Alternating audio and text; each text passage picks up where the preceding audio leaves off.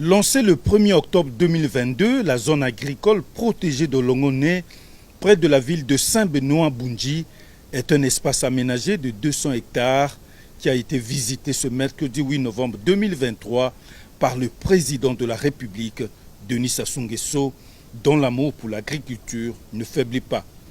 Cette stratégie du gouvernement vise à renverser la balance d'importation massive des produits agricoles. Les caractéristiques de la ZAP de Longone avec le ministre de l'Agriculture, de l'Élevage et de la Pêche, Paul-Valentin Gobo. Ici, nous sommes sur un terrain qui emploie 152 personnes à travers des coopératives sur 174 hectares. Donc vous voyez, là derrière, nous avons 17 hectares de manioc. Les 17 hectares de manioc, mais ça donne un peu plus. On aura à peu près 2,5 fois plus que d'habitude parce que nous l'avons fait, les écartements sont un peu plus serrés. Donc on a beaucoup de manioc ici pour produire du foufou.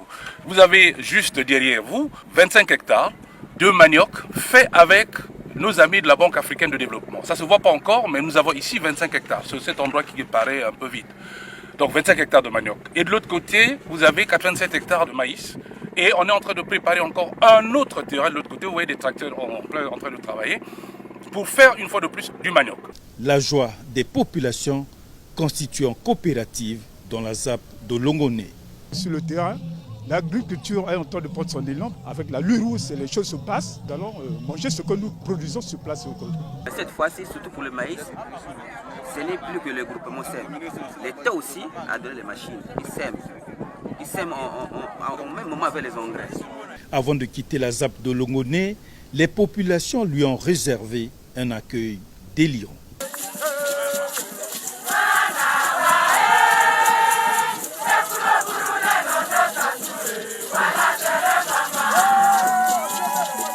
Après Longone, cap sur la ZAP mixte de Songo, près d'Owando, qui possède une zone agricole de 124 hectares, 55 hectares de manioc planté et un terrain de 54 hectares en préparation.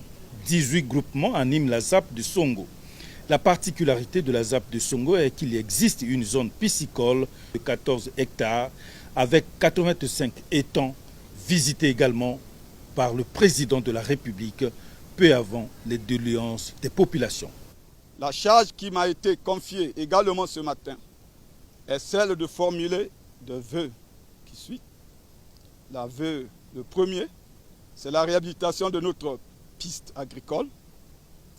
Et deuxième vœu, c'est l'électrification de notre ZAP.